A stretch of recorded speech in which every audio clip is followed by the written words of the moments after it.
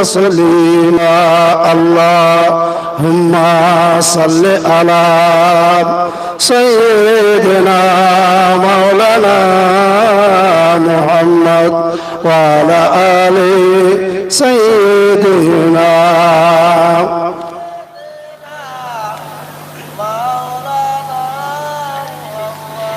नहीं है इस जहां में, नहीं है इस जहां में मिसाल मोहम्मद कमाल खुदा है जमाल मोहम्मद अल्लाहुम्मा सल्ले अला सय्यिदना मौलाना मुहम्मद वाला आले सय्यिदना मौलाना मुहम्मद। आशिकों का दिल बनाया, आशिकों का दिल बनाया अल्लाह आईना ने उसका रोशन कर दिया है। इश्क़ रसूलुल्लाह ने बलगल उला बेकमाली कशफ़त दुजा बिजमालिही हसनत जमीअ ख़िसालिही सल्लु अलैहि वालिही। अल्हम्दुलिल्लाह। শ্রদ্ধনীয় আজকের মিলাদুন নবী জলসার সম্মানিত সভাপতি মহাশয়, আমন্ত্রিত সম্মানিত উলামায়ে দ্বীন, মঞ্চের সামনে উপবিষ্ট আমার ইসলামধারী ভাতৃবৃন্দ, পর্দার আড়ালে আমার মায়েরা, ছোট্ট ছোট্ট ইসলাম ধার্মিক বোনেরা, আমি প্রথমেই করুণাময় আল্লাহ পাক তার দরবারে হামদ ও সানা পেশ করার পর মানব জাতির মুক্তির দূত, বিশ্ববরেণ্য নেতা, সর্বহারা মহান নেতা নবী মুহাম্মদ রাসূলুল্লাহ সাল্লাল্লাহু আলাইহি ওয়াসাল্লামের প্রতি দরুদ ও সালাম প্রেরণ করেছে। অতঃপর আপনাদের দেওয়ার মতো আমার কাছে কিছু নেই, তবুও যারা এসছেন, আসছেন এবং আসবেন, প্রতিটি বয়োজ্যেষ্ঠ, বয়োকনিষ্ঠ, সমবয়স্কদের প্রতি আমি আমার আন্তরিক প্রেম, প্রীতি, শ্রদ্ধা, শুভেচ্ছা ডালা ভাসিয়ে স্বল্প সময়ের মধ্যে ইনশাআল্লাহ আমি আমার বক্তৃতা জবর ইকাফাত ঘটাবো বা শেষ করব। সন্ধ্যা থেকে এ পর্যন্ত বিভিন্ন উলামায়ে দ্বীনের কণ্ঠে বা মুখে আল্লাহ নবী সাল্লাল্লাহু আলাইহি ওয়াসাল্লামের বিভিন্ন আঙ্গিকে বিভিন্ন ভাবে তারা তুলে ধরেছেন এবং আমরা শুনেছি বা আপনারা শুনেছেন।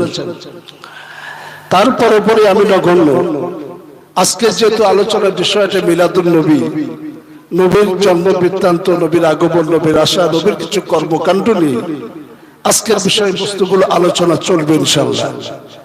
আর তাছাড়া আমার বিশেষ করে আপনাদের মসজিদের ইমাম, যোগ্য ইমাম, সুবক্তা, পশ্চিমবঙ্গের বিভিন্ন জায়গাতে যিনি ছড়িয়ে ছিটিয়ে জলসা জুলুস করেন, আমার বন্ধুবর মাহফুজ ভাই, তিনিও তো আছেন, মানে আমার পরপরই তিনি আলোচনা রাখবেন।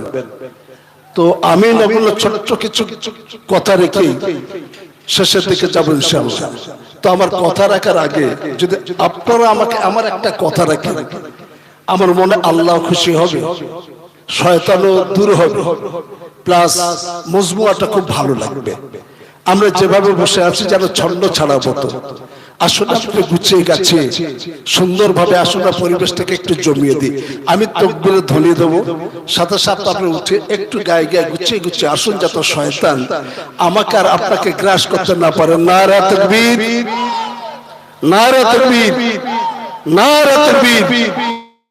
মাশাআল্লাহ, জাযাকাল্লাহ। আসুন না, একটু গুছিয়ে গুছিয়ে আসুন, আসুন, মাশাআল্লাহ। ভাইরা আমার, আমি ছোট্ট আলোচনা ছোট ছোটই রাখি যে আজকের আমরা যার জন্য বসেছি, যার মহব্বত আমরা এখানে এসেছি, আপনারা বলেন যে আল্লাহ নবীর ভালোবাসা অন্তরে সিনায় আছে বলে আজ আমরা এখানে এসেছি। কথা ঠিক না ভুল বলেন যে? আল্লাহ পাক আমাদেরকে আনিয়েছেন বড় মেহেরবানি করে, বড় ভালোবাসে। আমাদের ঘরে বসিয়ে রাখতে পারতেন, দোকানে বসিয়ে রাখতে পারতেন, বাজারে বসিয়ে রাখতে পারতেন, কিন্তু আল্লাহ পাক আমাদের করুণা করে, মহব্বত করে, ভালোবেসে আজকে নিয়ে এসছেন কার কথা শুনতে? তার দোস্ত, তার হাবিব নবী মুহাম্মদ রাসূলুল্লাহ সাল্লাল্লাহু আলাইহি ওয়াসাল্লামের দুটো কথা শোনার জন্য বসিয়েছেন। আমার আপনার নবী, যার আমরা উম্মত, আমার আপনার নবী সম্মান কত? এই নবীর সম্মান দিতে গিয়ে আল্লাহ পাক নিজেই কিন্তু কোরআনে বলেছেন যে আমার শেষ নবী, আমার দোস্ত, আমার হাবিব, তার সম্মানটা কত।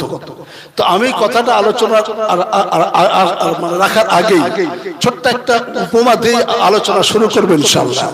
আমরা জানি মহব্বতের লাইন অন্ততকাল কিয়ামতের মাঠে গিয়ে এই কথা বলতে পারবো, আল্লাহ তোমার দোস্তের আলোচনা যেখানেই হয়েছিল, আমরা দোকানেও না, বাজারেও না, মাঠেও না, কোথাও না, আমরা তোমার দোস্তের ভালোবাসার মহব্বতের টানে আমরা সেখানে গেছি, আর উলামায়ে দ্বীনদের কণ্ঠে তোমার হাবিবের কথা আমরা শুনেছি। শুনতে শুনতে শুধু শুনিনি, তোমার হাবিবের মহব্বতের চোখের এক ফোঁটা পানিও ঝরায় দিয়েছে। আল্লাহ তো বলবেন, এই আমার বান্দারে, আমার হাবিবের কথা শুনতে গিয়ে যদি তোর চোখ থেকে এক ফোঁটা পানি ঝরে যায়, আমি আল্লাহ তোর এক ফোঁটা পানির বিনিময়ে তোর জাহান্নামের আগুনটা নিভিয়ে দেবো। জোরে বলেন আমিন। আমার ভাই, সে মহব্বতের যার জন্য শুনতে এসেছি, কিয়ামতের মাঠে এটুকু তো দাবি করতে পারবো না আল্লাহ, হয়তো মক্কায় যেতে পারিনি, নবীর রওজার পাশে দাঁড়িয়ে সালাম দিতে পারিনি, আশা ছিল অনেক, কিন্তু আল্লাহ যেখানে কথা হয়েছে তোর হাবিবের, সেখানে কিন্তু গিয়ে আমরা বসেছি। আর ইউসুফ আলাইহিস সালামের যখন নিলামের জন্য মিশরের বাজারে তুলেছিল, সারা মিশরের ধনাঢ্য ব্যক্তিরা, অর্থশালী ব্যক্তিরা, ব্যবসায়ীরা নবী ইউসুফকে কেনার জন্য নিলামে তার দাম তুলছিল। সব লাইনে দাঁড়িয়ে গেছে। এলাকার একটা বুড়ি মেয়ে ছিল না, কাঁথা সেলাই করতো। একজন মেয়ে যদি কাঁথা সেলাই করে তার আর কত পয়সা হতে পারে? ও কিন্তু কাঁথা সেলাই করে যা পয়সা হয়েছিল গুছিয়ে গেছে একটা থলির মধ্যে নিয়ে, আর ও গিয়ে বেটি লাইনে দাঁড়িয়ে আছে। এলাকার লোক বলে, আর এতে কাঁথা সেলাই করে বেটা কটা গেলে, আর আমরা ধনাঢ্য ব্যক্তি, করোড়পতি, কোটিপতি, আমরা এসছি ইউসুফকে কিনতে, তাই ভাবছো পাবো কিনা কিনতে ঠিক নাই, আর এর বেটা পয়সা করি নাই, আর বুড়ি এসছে কে এই লাইনে দাঁড়িয়েছে, এই জিজ্ঞাসা করতো, বলছে এই বুড়ি কি বলে, আরে তোর কত পয়সা আছে? বলছে যাই থাক না, তোদের কি? তা বলছে তুই যে কিনতে এসছিস, আমরা কোটি টাকার মালিক, আর তোর কাছে আছে কি কিনতে এসছিস? তো বলছে আমি কিনতে আসিনি। তবে লাইনে দাঁড়িয়েছিস?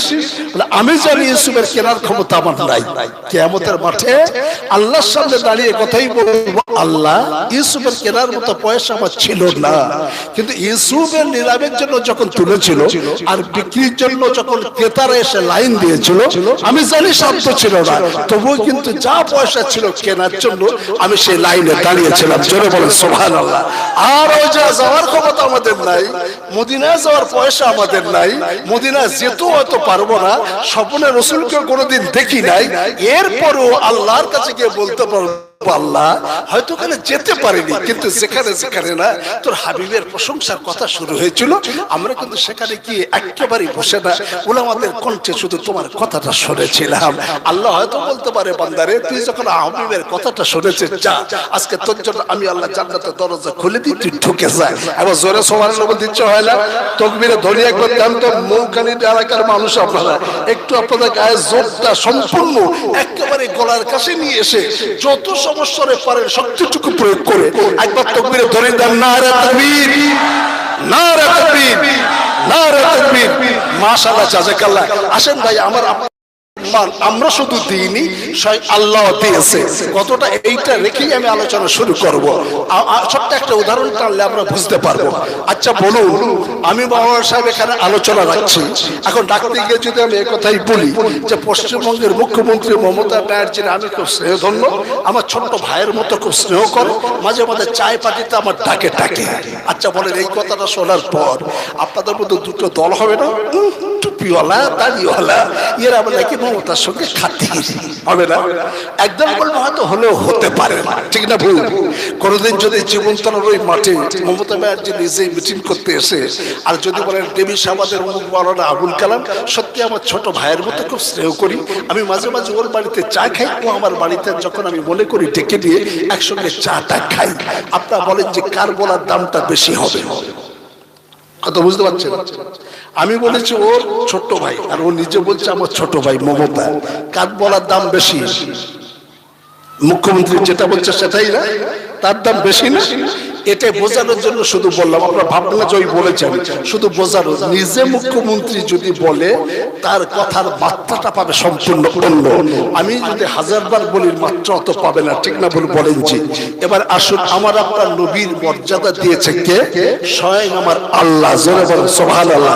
আরে পৃথিবীর মানুষ তো দিল না দিল, এর জন্য আমরা তাকিয়ে থাকবো না। আমার নবীর সম্মানটা দিয়েছে আল্লাহ। কিরকম খালি দেখেন, আল্লাহ নবী ঈসা আলাইহিস সালামের নাম শুনেছেন তো আপনারা? ঈসা নবী ভূমিষ্ঠ হয়, আব্বা ছিল না। সন্তান ভূমিষ্ঠ হলে তার উপযুক্ত শিক্ষা টিক্ষা দরকার আছে না? তো মা মরিয়াম মনে মনে ভাবছে, আল্লাহ বাচ্চাটা তো হলো, দেখে পড়াশোনা করানো উচিত, শিক্ষা দেওয়া উচিত, তাই একটা কাজ করি। বলে কি? একে নিয়ে একটা বক্তব্যে ভর্তি করি। নবী ইউসুফ শিশু নবী, বাচ্চা নবী, ওকে নিয়ে আর একটা বক্তব্যে গিয়ে বলছে, হুজুর আমার ছেলেটা লেখাপড়া শেখাতে হবে, আপনি ছেলেটার লেখাপড়া শেখান। তো ওস্তাদ বলছে ঠিক আছে, অ্যাডমিশন করে নিলাম, তুমি মা যাও, এর পড়াশোনার দায়িত্ব সম্পূর্ণ আমার বলে চলে গেছে। আর এবারে ওস্তাদ মানে মাদ্রাসার শিক্ষক এই ঈসাকে সামনে বসিয়ে নিয়ে বলছে, পড় কি একটা কিতাব দিয়েছে। কোরআন শরীফ পড়তে গেলে সর্বপ্রথম যে অক্ষর দিয়ে শুরু করতে হয়, অক্ষরটার নাম কি আপনারা জানেন? জি। কায়দা শুরু করতে হয় না, সর্বপ্রথম যে অক্ষরটা শুরু করতে হয় তার নাম কি? জি, আলিফ। ঠিক না? আলিফ করে কি? আলিফ। আলিফ সোজা না বাঁকা? সোজা। বাঁকা করতে পারতেন, টাড়াই করতে পারতেন, তিন চারটে ঝাউ খেলিয়ে তালিব করতে পারতেন, করেন নাই। কোরআন শরীফ পড়তে গেলে প্রথম যে অক্ষর দিয়ে শুরু করতে হয় সেই অক্ষরের নাম আলিফ। আল্লাহ বলছে আমি আলিফ করেছি সোজা। আমি কেন সোজা করেছি বান্দা জানো? যদি তোমরাও কোরআন শিখতে চাও আর কোরআন পড়তে চাও, আল্লাহ বলছে আলিফ যেমন সোজা, গোটা কোরআনটা আমি বান্দা তোর কাছে সোজা করে দেবো। জোরে বলো সুবহানাল্লাহ। তবে তোকে পড়তে হবে, আসতে হবে, জানতে হবে, পড়ো সোজা করবে। যদি তুমি না পড়ো আর আশেপাশে বারভাও আমি কোরআন ঘটে ঢুকবেছি, ঢুকবেও না।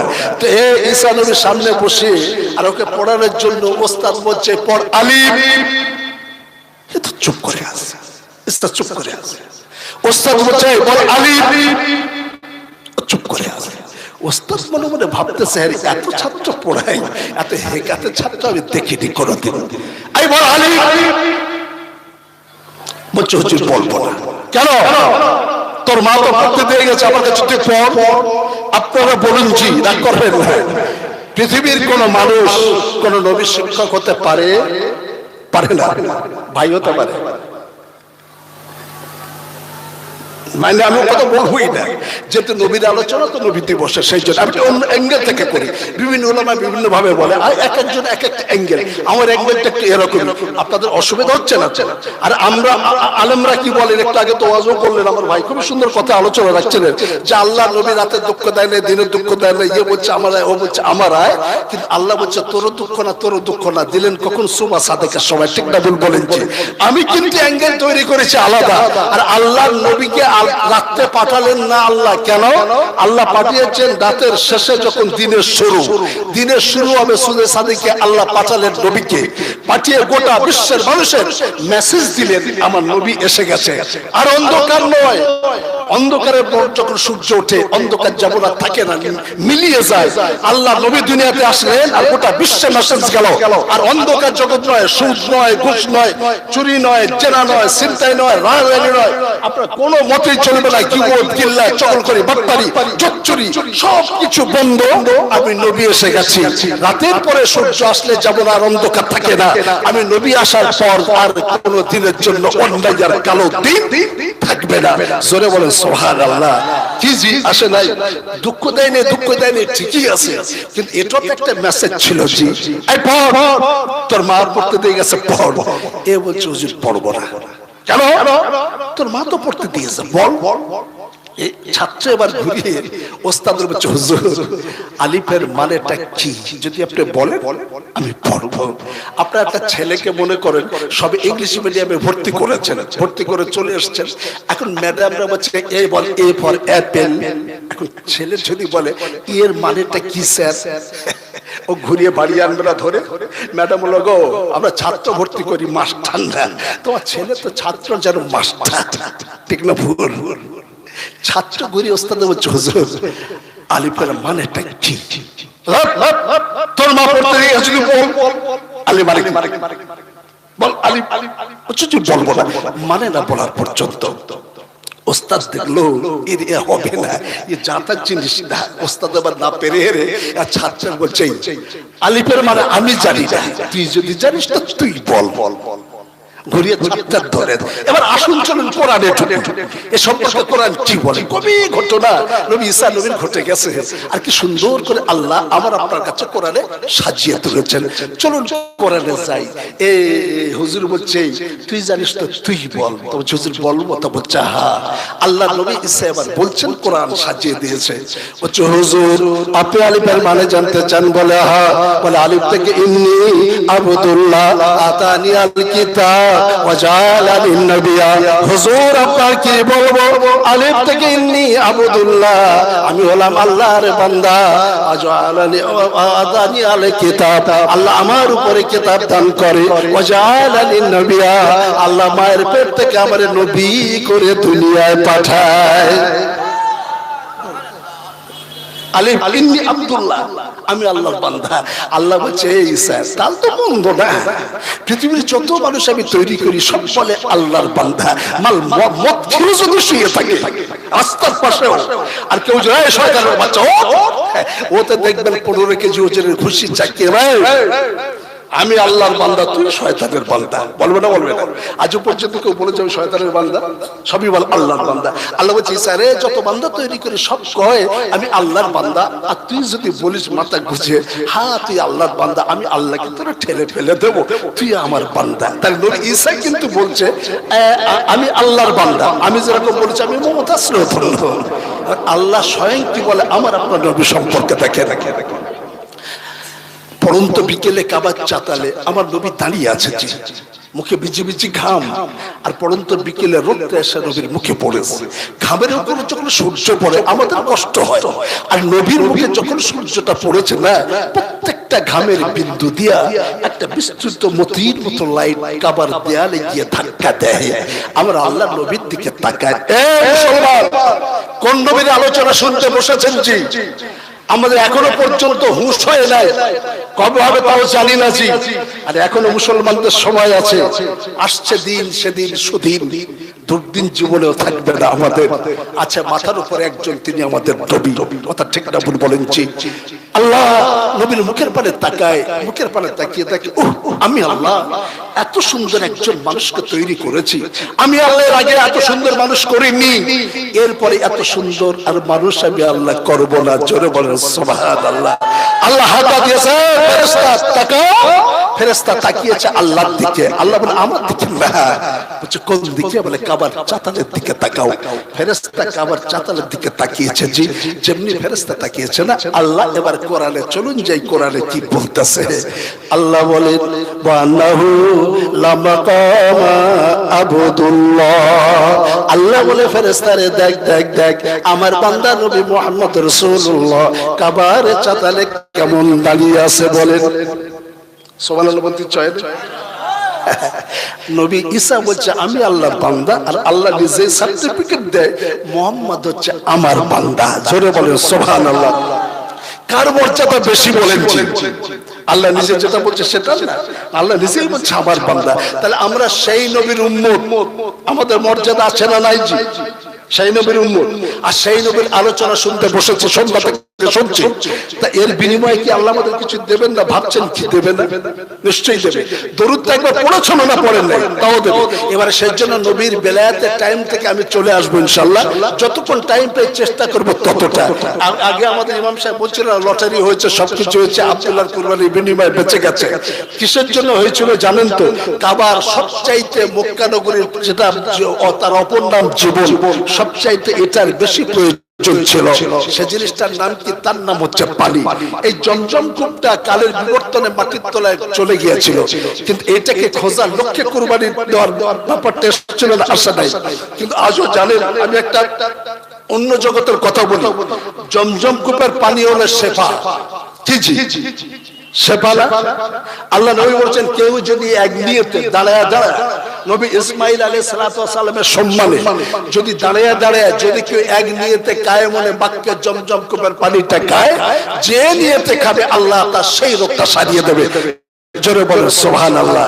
আমেরিকার বড় বড় পানি বিশেষজ্ঞ বৈজ্ঞানিকরা বলছেন যে কি ব্যাপার, জমজম কূপের পানি সেই কবে থেকে আজও পর্যন্ত চলেই আসছে। জমজম কূপের পানিটা দুদিকে দুটো মোটর দিয়ে পানি তোলা হয়। যারা হজে গিয়েছেন হাজী সাহেবরা জিজ্ঞাসা করবেন, কিন্তু আজও পর্যন্ত জমজম কূপের পানি এক ফোঁটাও কমে নাই মোটর দিয়ে তোলার পরও। জোরে বলেন সুবহানাল্লাহ। এ মুজিজা আজও জ্যান্ত আছে না নাই? এই মুসলমান রাগ করবেন না, এখনো কটা মুজিজা জ্যান্ত চলছে মুসলমানরা ভালো করে শোনেন। যে আজও পর্যন্ত হাজিরা হজ করতে গিয়ে কাকর মারে না, লক্ষ লক্ষ হাজি কাকর মারে।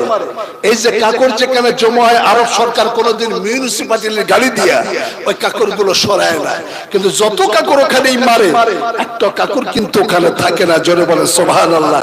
এটা একটা জ্বলন্ত মুজিজা। জমজম কূপের পানি একটা জ্বলন্ত মুজিজা। আজও পর্যন্ত পানি দূষণ হয় নাই, পানি ব্লিচিং পাউডারও মারে নাই, পানিতে কোনোদিনের জন্য ওষুধ মেরেও খাওয়ানো হয়। চলছে পানি কিন্তু কমছে না, দূষণ কিন্তু পানিটা হচ্ছে না। জোরে বলেন সুবহানাল্লাহ। আর একটা ওমর রাদিয়াল্লাহু তাআলা আনহুর মুজিজা চলছে। জি আমরা বলি ইসলাম কি, আরে জ্যান্ত মুজিজা চলছে, আজও চলছে। কোনটা? জি আজও পর্যন্ত দেখেছেন মদিনাতে ভূমিকম্প হতে জশ আয়লা লায়লা হারিকেন সব এসে গোটা বিশ্ব তছনছ করে, ক্ষমতা নাই মদিনায় ঢোকার। কেন? হযরত ওমর লাঠি ঠুকে মদিনা লড়তে চায়। ওমর লাঠি ঠুকে বলছে মদিনার ভূমিকম্প মাটি তুই শোন, আমি যদি আল্লাহর বান্দার নবীর গোলাম হই, খাদেম হই, ক্ষমতা নাই মক্কার মাটিটা টলিয়ে দেওয়ার। সেই মুজিজা আজও জীবিত, গোটা বিশ্ব চলে যেতে পারে, কিন্তু আজও পর্যন্ত মদিনার মাটি কিন্তু ভূমিকম্প কাঁপাইতে পারে নাই। জোরে বলে সুবহানাল্লাহ। আছে এরকম মুজিজা জানতো। তো এই আমেরিকার বিশেষজ্ঞ বৈজ্ঞানিকরা, আমি যেটা তুলে বলছি একটা পত্রিকা থেকে, তার নাম মদিনা, এখন বন্ধ হয়ে গেছে, মাসিক মদিনা ছিল, সম্পাদক ছিল মহিউদ্দিন খান, যে এই পানিটা কেন দূষণ হয় না, পানিটা কেন কমে না, এর একটু পরীক্ষা নিরীক্ষা করতে হবে।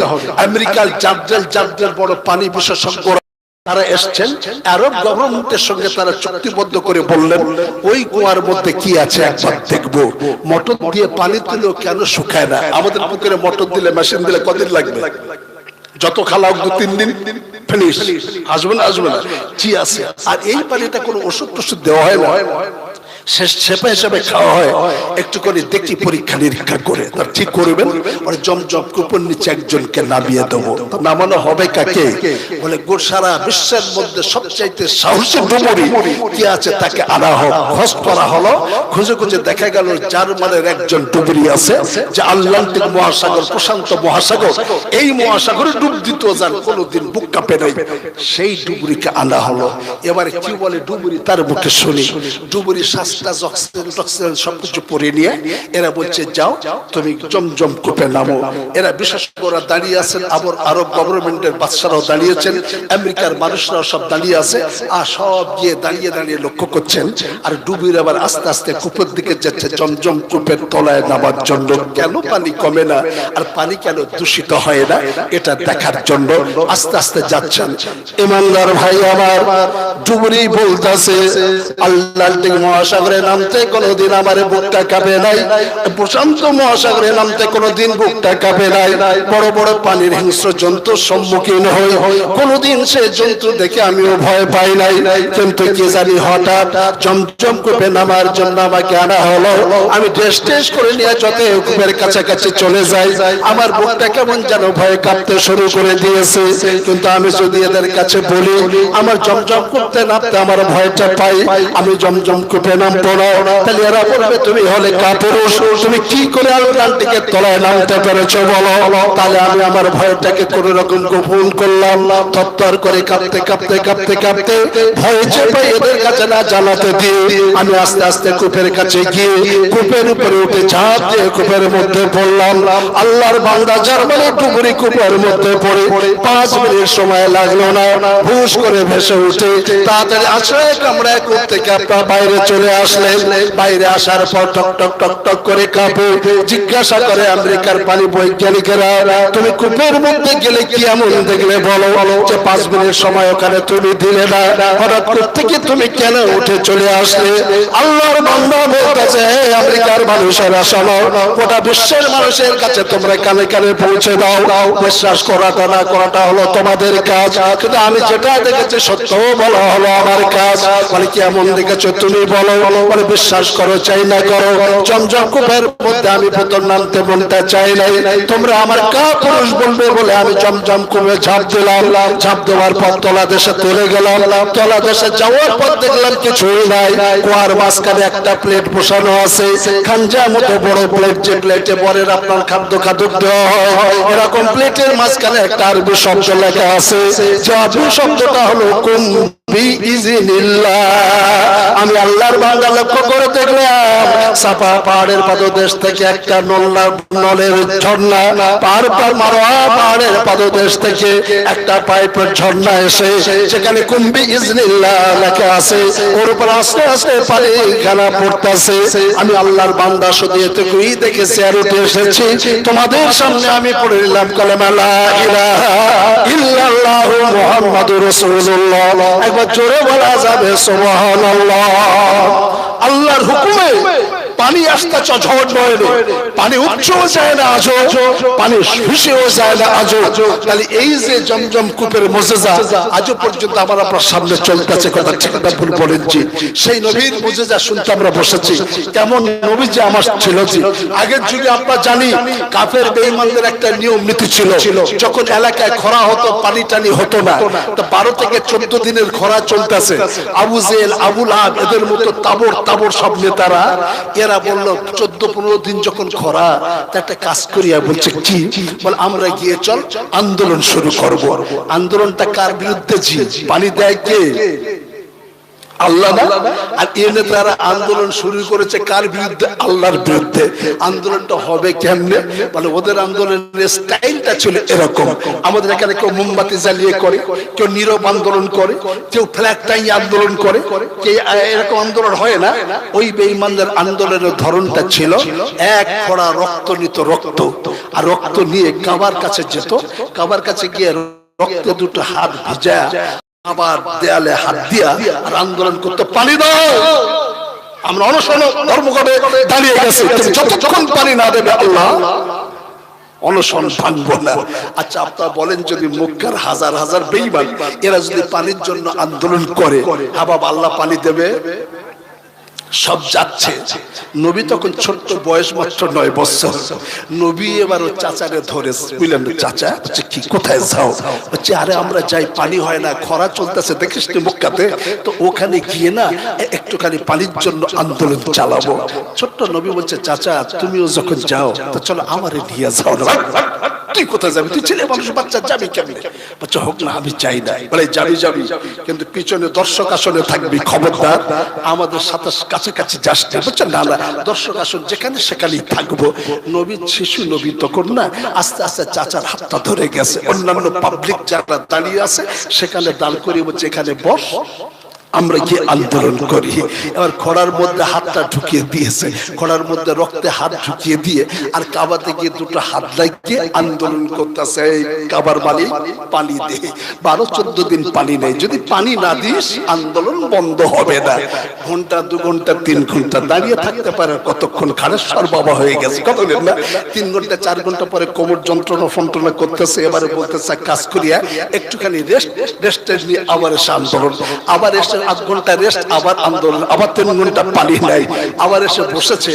আর এই 40 জন তাবর নেতারা বসে গেছে, আর মোহাম্মদ ছোট্ট শিশুটা আস্তে আস্তে আবার গিয়ে বলছে, চাচা তোমরা তো 2-2 বার চেষ্টা করলে হলো না, আচ্ছা আমি একবার গিয়ে চেষ্টা করবো তোর কাবার মালিকের কাছে। তুই ছেলে মানুষ কোথায় যাবে? দাঁড়া।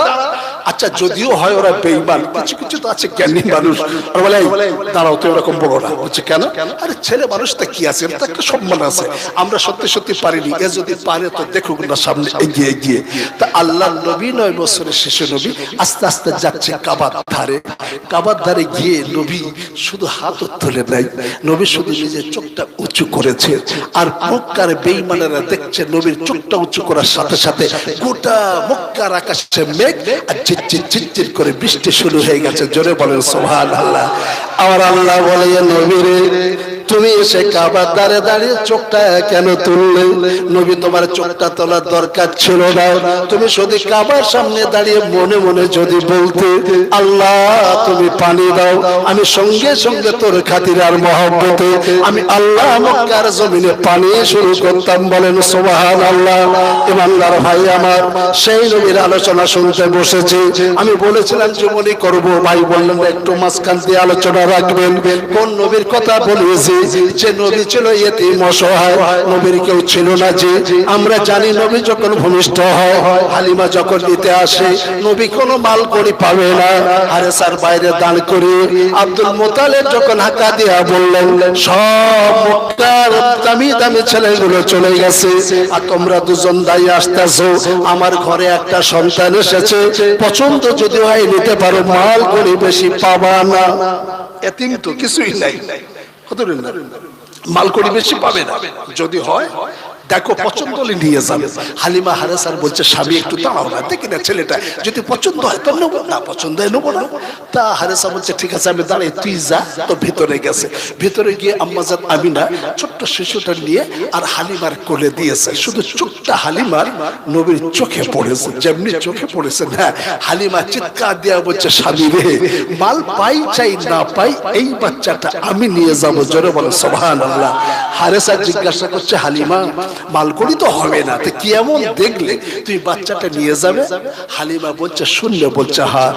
হালিমা বলছে স্বামী রে, আমি না যখন এই বাচ্চাটা নিয়ে আমার কোলে দিয়েছে, আমার চোখটা ওই বাচ্চার চোখে পড়ার সাথে সাথে আমার স্বামী তুমি শুনে রেখে দাও, আল্লাহর কসম করে বলি আমার আল্লাহ যেন বাচ্চা না, আকাশের পূর্ণিমা চাঁদ নিয়ে আমি হালিমা আমার কোলে নামিয়ে দিয়েছে। বলেন সুবহানাল্লাহ।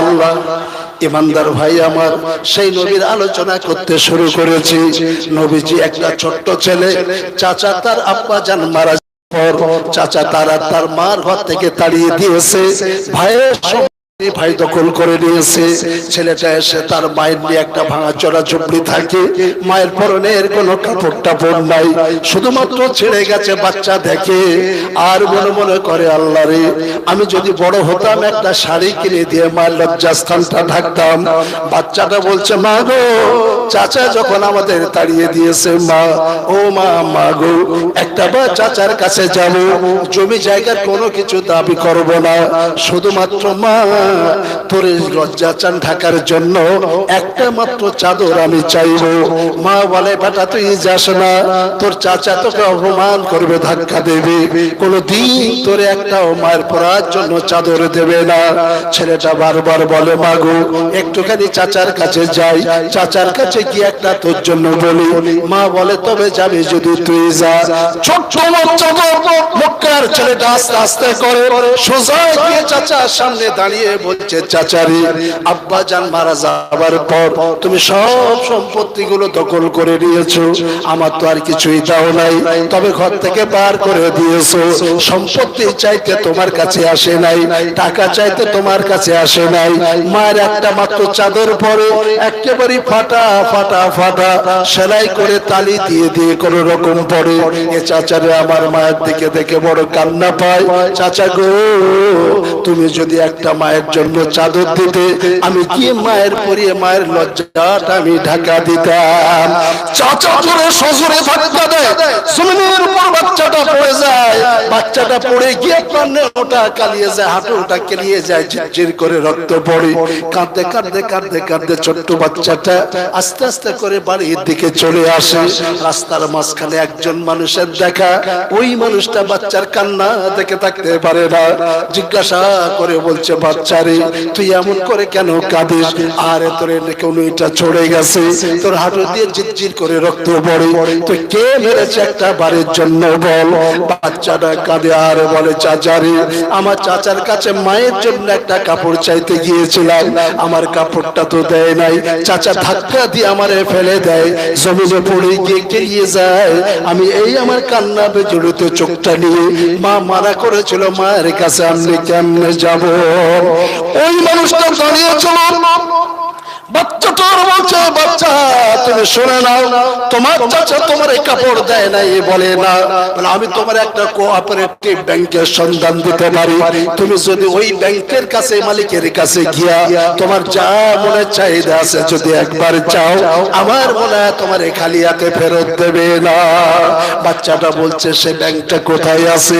বলে কোঅপারেটিভ ব্যাংকের মালিক ওই জানিস কাবা শরীফ, কাবা শরীফের চাতালে প্রায় সবাই এসে বসে থাকো, ওই মানুষটার নামটা কি? ওই মানুষটার নাম হলো মুহাম্মদ। বাচ্চাটা দৌড়ে দৌড়ে বাড়ি গেছে, কাঁদতেছে, মা বলে বাবা রে তোর চাদর দেয়নি বলে তোর চাচা এমন করে মারবে? না না তা হয় না। বলছে মা মা গো আমার তো চাদরটা দেয় নাই, ধাক্কা দিয়ে ফেলে দিয়েছে, তবে একটা মানুষের সন্ধান আমি পেয়েছি যার কাছে গিয়ে হাত পারলে কোনোদিনের জন্য মা সে কোনোদিন খালি হাতে ফেরত দেবে না। মা বলছে বাবাকে, বলে মক্কার জমিনে একজন মানুষ আছে মা, তার নাম হলো মুহাম্মদ। মা বলে বাবা যাস না। বলে কেন? বলে ও তো ধর্মের ব্যাপার, ও যদি গিয়ে তোর বলে একটা কাপড় দেবো কিন্তু তোর কলেমা পড়ে নিতে হবে, তাহলে তুই কি করবি? বলে মা গো আমি কি এত বোকা? কলেমার ব্যাপার যদি হয় আমি কাপড় নেব না, চলে আসবো। মা বলে বাবা সাবধানে যাস। ছেলে বলে মা তুমি একটু অনুমতি দাও, আমি সাবধানে যাব মা, কলেমার ব্যাপার হলে আমি কাপড় নেব না। এই মুহাম্মদকে দেখে নাই, নবীকে জীবনেও দেখে নাই। এই বাচ্চা বালকটা পার কিনা মায়ের লজ্জা স্থান ঢাকার জন্য একটা কাপড়ের জন্য আস্তে আস্তে করে আপনার কিনা মক্কার পালিয়ে যায়। গিয়ে দেখে সত্যি সত্যি একজন মানুষ বসে আছে, আর চতুর্দিকে ঘিরে কয়েকজন মানুষ বসে আছে। ওই মানুষটা যখন কথা কয় ওর দাঁত দিয়া যেন একটা মতির মতো লাইট বেরিয়ে আসে। বাচ্চাটা তবু মন জানতে পারে না মুহাম্মদ কে হতে পারে। এতগুলো মানুষের মধ্যে কোন লোকটা হবে মুহাম্মদ? একবার কাবা শরীফের ঘুরে নেয়, দুইবার কাবা শরীফ চক্কর দেয়, তিনবার কাবা শরীফ চক্কর দেয়, তিনবার চক্কর দিতে দিয়ে দিয়ে আল্লাহর নবী যেখানে বসা, বাচ্চাটা গিয়ে নবীর সামনাসামনি বসে গেছে। বাচ্চাটা জিজ্ঞাসা করে আমি আপনার জীবনে দেখি নাই, তবে এতগুলো মানুষের মধ্যে আমার মনে হয় তুমি ছাড়া মুহাম্মদ কেউ হতে পারে না। সুবহানাল্লাহ বলবেন। বাচ্চা বলে কেন আপনাকে বললাম আপনি মুহাম্মদ? এতগুলো মানুষ কাবার এখানে বসে আছে, কিন্তু আপনার মতো এত সুন্দর চেহারার নুরানি চেহারার মানুষ আমি মক্কার জমিনে দ্বিতীয়টা দেখি নাই। একবার জোরে বলেন সুবহানাল্লাহ। ওই বাচ্চা মুহাম্মদ বলতেছে বেটারে তুমি কেন এসেছো আমার কাছে, কি তোমার বেদনা আছে বলো? বাচ্চাটা বলতেছে ও মুহাম্মদ আমার আব্বা নাই, মুহাম্মদ আমার মা হলো বিধবা, আমার মায়ের শরীরে কাপড় নাই, আপনার কাছে একটা কাপড় নেবার জন্য এসেছি। আল্লাহ নবী চোখের করে পানির ঝিলিক দেয়, নবী কান্দে আর বলে আহারে তোর আব্বা নাই? বলেন না। বলে আমার আব্বাও নাই, তোর মা বিধবা, আমার মা বিধবা, তোর যেমন অবস্থা আমার তেমন অবস্থা। আব্বাকে আমি মুহাম্মদ কোনোদিন দেখিনি, আব্বা আব্বা বলে আমি মুহাম্মদকে কোনোদিন ডাকতে পারিনি। তুই বিধবা আর তোর মা বিধবা, তুই এতিম, আমার মা ছিল বিধবা, আমি হলাম এতিম। বাচ্চা বল তোর কিসের প্রয়োজন? আমি নবী তোর প্রয়োজনটা মিটাবো। বাচ্চা বলতেছে ইয়া রাসূলুল্লাহ আমার মায়ের একটা চাদরের দরকার, যে চাদরটা আমি আমার মাকে পরাবো। আল্লাহ নবীর কাঁধে ছিল চাদর, সঙ্গে সঙ্গে বাচ্চার কাঁধে দিয়ে বলে যা তোর মা লজ্জা ঢাকার জন্য এই চাদর কানা দিলাম, তুই নিয়ে চলে যা। এই কাপড়টা কত দামি কাপড় হতে পারে, যে কাপড়ের কথা আল্লাহ কোরআন পাকে স্মরণ করিয়ে দিয়েছে, ওয়াসিয়াবাকা ফাতাইহির, আল্লাহ নবী যে কোম্পানির কাপড়, এত পাক কাপড় দুনিয়ার কোন কোম্পানি তৈরি করতে পারে না। এই চাদরটা চাদর কান্দে নিয়ে বাচ্চাটা আস্তে আস্তে করে বাড়ির দিকে যায়, আর মা অনেক দূর থেকে দাঁড়িয়ে দাঁড়িয়ে দরজায় ওই বাচ্চাটার দিকে তাকিয়ে আছে। কেন? আগের বার মার খেয়ে কাঁদতে কাঁদতে বাচ্চাটা এসেছিল, আবার বাচ্চাটা কি আবার মোহাম্মদ তারে মারে কিনা, সত্যি কেঁদে কেঁদে আসছে কিনা একবার দেখবো। মা দরজায় দাঁড়িয়ে আছে, আস্তে আস্তে করে দূর থেকে মা লক্ষ্য করে দেখে আমার বাচ্চা আসে বটে, কিন্তু কান্নার কোনো অভাব নাই। তবে বাচ্চার কাঁধে একটা সাদা চাদর দেখতে পাই।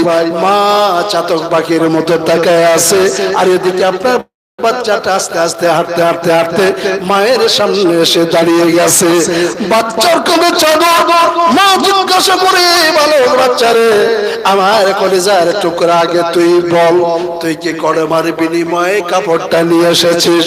কলেমা পড়েছিস বলে কি তোর কাপড়টা দিয়েছে? মাথাটা হ্যাট করে বাচ্চাটা বলে, এ মা এমন করে বলো না, আমি শুধুমাত্র গিয়ে বলেছি কাপড়ের কথা, কলেমা তো দূরের কথা মা, শুধুমাত্র আমার জীবনের কথাটা বলেছি। মা বলল, কি বলেছিস বল? আমি বলেছি আমার আব্বা নাই। মাথাখানা তুলে দেখি ওই যে মানুষ মোহাম্মদ, ও যেন কেঁদে কেঁদে বলে ভালো করে, আমার আব্বা নাই। আমি বলেছি আমার মা বিধবা, স্বামী নাই। নবী কেঁদে কেঁদে বলেছিল আমার মা বিধবা, আমার স্বামী পর্যন্ত, আমার মায়ের স্বামীটা নাই। ও মা, আমি এতদিন তুই বিধবা শুনে ওই মা থাকতে পারে নাই, কলেমা দূরের কথা চাদরটা নিয়ে আমার কাঁধে দিয়ে দিয়েছে। বলেন সুবহানাল্লাহ। মা বলছে, বেটারে চাদর খানা পরবো আগে, তুই কি এমন পাগল? একা এসেছিস, চল আমার ধরে নিয়ে মুহাম্মাদের কাছে তুই নিয়ে যা। এসেছিল একজন, যাচ্ছে এবারে দুজন, দুজন কি আল্লাহর নবীর সামনে এবারে দাঁড়িয়ে মা কাঁপা কাঁপা কণ্ঠে বলছে, ইয়া রাসূলুল্লাহ, হাবিবাল্লাহ, মক্কার মানুষের আপনার সম্পর্কে আমাদের ভুল ধারণা দিয়েছিল, আপনি এত বড় মহানুভবতার মানুষ আমরা আগে জানতে পারি নাই, ভুল বুঝেছি, এসে গেছে। হাতটা বাড়িয়ে দিয়ে একবার আপনার সেই অমূল্য সম্পদ, যে সম্পদটা আপনার কিনা জান্নাতের সঙ্গে সম্পর্ক, কলেমা খানা পড়িয়ে দেন। আল্লাহ নবী কলেমা পড়ালেন, গিয়ে চলে একজন হলেন দুইজন মুসলমান। একবার জোরে বলা যাবে সুবহানাল্লাহ। ইমানদার ভাই আমার, এ হলো আমার আপনার নবীজি। কথা বুঝতে পারেন? একটা ছোট্ট আলোচনা রাখবো, জান্নাতের একটা খেজুর গাছের কথা বলবো। আরবে হজ করতে যান যারা জানেন, আর যখন ফিরে আসে আমরা কি করি? গিয়ে মুসাফা করি না? এখন আমাদের স্টাইলই আলাদা।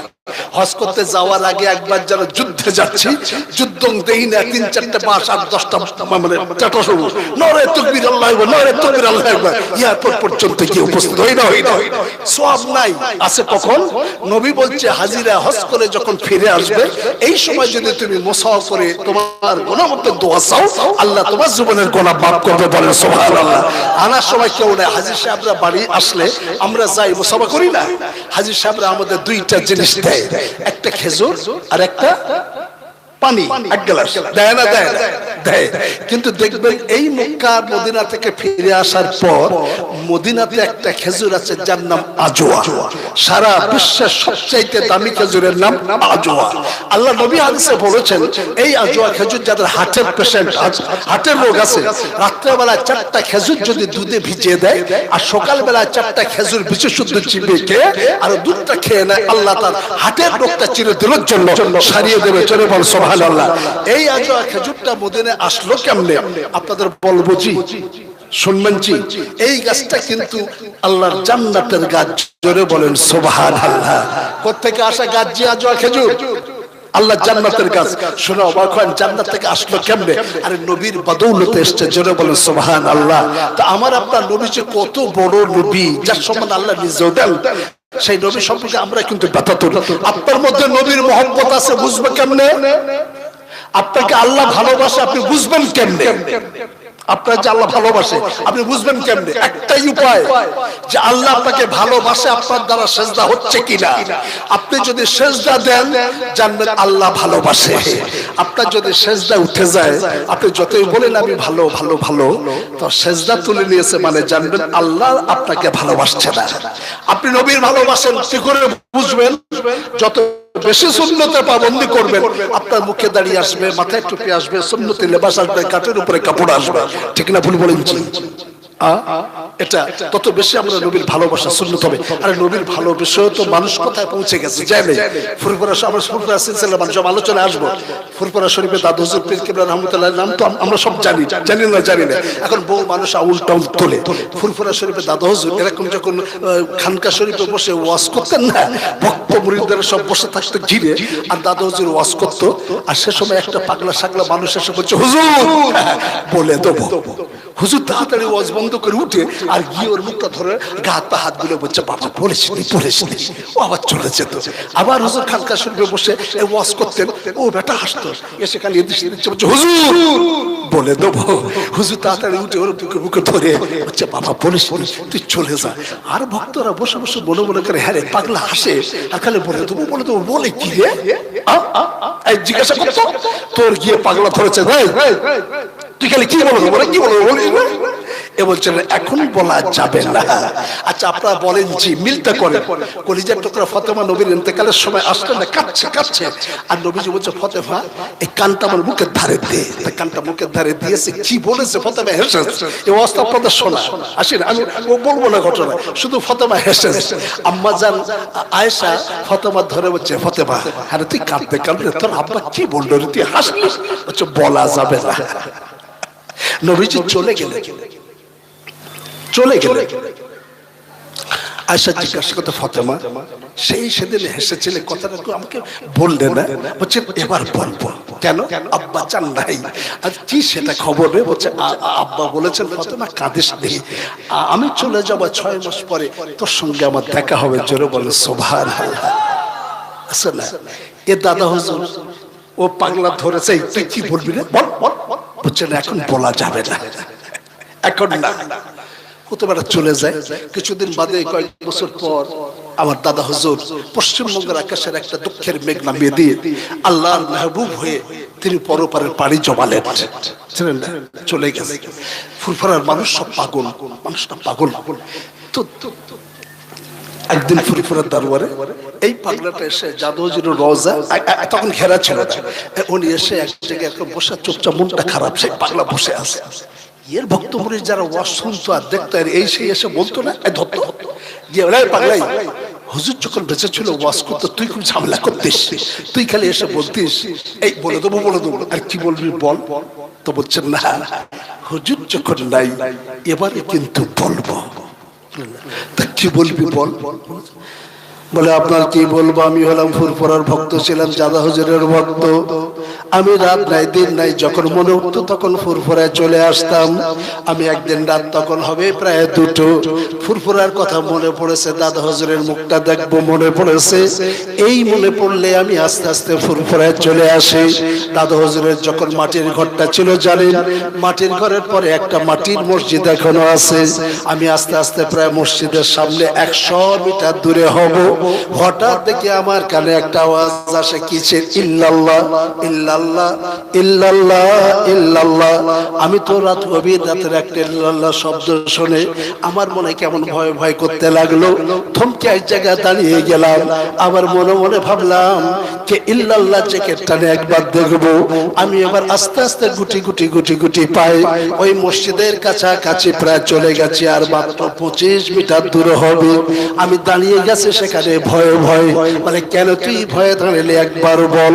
কি বলবে ফুরফুরার ভক্ত মুরিদেরা শোনো, আমি দেখছি ইল্লাল্লাহ শব্দ হচ্ছিল একটা, কিন্তু এবারে দাঁড়িয়ে দাঁড়িয়ে দেখছি ইল্লাল্লাহ শব্দ হয় 2টা। বলে কি করে 2টা হয়? আমি দেখলাম ওই মসজিদের দরজা আর যে দরজাটা আছে ভিতরে একজন বসে বলতেছে ইল্লাল্লাহ, আর একটা দরজা খুলছে বলছে ইল্লাল্লাহ, ভিতরে সবাই ইল্লাল্লাহ, আর দরজা আপনি আপনি বন্ধ হয় বলে ইল্লাল্লাহ, দরজা খোলে ইল্লাল্লাহ, দরজা বন্ধ হয় ইল্লাল্লাহ। একবার জোরে বলা যাবে সুবহানাল্লাহ। আমি জীবনে কোনোদিন কোনো কিছু থেকে শুনে নাই এইভাবে বন্ধ হয় পাগলের মতো হয়ে দরজা কানা ইল্লাল্লাহ ইল্লাল্লাহ করে। আমি মনে মনে ভাবলাম আল্লাহর এমন কোন বান্দা আছে যে বান্দা এই রাত্রে বসে বসে জিকির করে, আর যার জিকিরের তালে তালে তালে তালে তালে ওই দরজা খোলে আর বন্ধ হয় ইল্লাল্লাহ জিকিরটারে। আমি জাকারের জন্য একটা পিলারের আড়াল ধরে চুপচাপ দাঁড়িয়ে আছি, ঘন্টা কানেক পর থেকে জিকিরে বন্ধ হয় আর দরজার কাপাড়া বন্ধ হয়। আস্তে আস্তে দেখি ঘর থেকে বেরিয়ে আসে, আমার কাছাকাছি হয়ে গেছে। আমি দেখি ওই মানুষটা অন্য কোনো মানুষ না, যার জিকিরে তালে তালে যে বড় জিনিস দরজা জিকির করতে শুরু করেন তিনি হলেন মুজাদ্দিদে জামান দাদা হুজুর পীর কেবলা রাহমাতুল্লাহ আলাইহি। আমি আল্লাহর বান্দা দুইটা পা জড়িয়ে ধরলাম, কদম বসে করলাম, উঠে দাঁড়িয়ে বলি হুজুর গো আজকের দৃশ্যটা সকাল হবে আমি প্রচার করতে শুরু করব। দাদা হুজুর বলেছিল বাবা আমি দাদা হুজুর যে কয়েকদিন বেঁচে আছি প্রচার করিস না। এই জন্য দাদা হুজুর যখন ওয়াজ নদিয়া জলসা জুলুস করতো আমি এসে বলতাম বলে দেবো কেন, হুজুর উঠবে আমার গায়ে হাত দেবে, হুজুরের বুকটা আমার বুকে লাগবে, এই আশা নিয়ে আমি আসতাম আর বলতাম বলে দেব। একবার জোরে বলা যাবে সুবহানাল্লাহ। ও বন্ধুরা রে, ওপারের ঘর একবার তৈরি করেন, এমন ঘর শক্তপোক্ত তৈরি আপনার হয়ে যাবে যদি আপনি এখানে বসে বসে বসে বসে নবীর মহব্বতে তার উপরেও যদি দরুদটা পড়েন। আরে জলসা করতে এসে নবী দিবস করতে এসো আবার নবীর দরুদ শরীফ তো পড়ি না। এখন আবার শ্রোতা চালাক হয়ে গেছে, মানে সামনে যারা পড়তেছে পড়ুক, পিছনে আমার হু হু হু আছে না নাই। আরে পড়ুন লাভ আছে, ফকির কিন্তু ফকির না, আমি আসছি ঘুরে যে ফকিরদের কাজকে যেখানে পাঁচজন সেখানে ও বাবা দুটো ভিক্ষে চায় না স্টাইল পাল্টেছে। এখন ভিক্ষা করলে 1 টাকা 2 টাকা পায়, সেই জন্য স্টাইল পাল্টে ফকিররা মডার্নিটি নিয়ে এসছে কি বলেন তো, আর ভিক্ষা করে না। কেউ বলছে আমার মেয়ের বিয়ে হয় একটু সাহায্য করুন, আমার স্বামীর ক্যান্সার হয়েছে মানে অপারেশন করতে হবে একটু সাহায্য করুন, ও বলে 10 টাকা 20 টাকা পাওয়া যায়, পাল্টাই নিয়েছে। হযরত আলীর বাড়ির সামনে খানতিরির সঙ্গে পাগুলিয়া আর আড্ডা দিচ্ছে বুঝলেন না। একটা ফকির এসে দেখে বাস কয়েকজন জড়ো হয়েছে, তো যাই এদের কাছে গেলে মনে হয় 2 পয়সা পাবো। ফকিরটা গেছে গিয়ে আর বলছে বাবা 2 ভিক্ষা। একজন পকেট থেকে টাকা বার করে দিতে যাবে, আবু যাবে হচ্ছে ফকির ভিক্ষা চাচ্ছে, ভিক্ষা দেবো না, তারা মজা দেখবো কিসের বলে আমি বলছি তা আবু জেল এই ঘটনা হযরত আলী তুই জানিস? তা বলছে হ্যাঁ।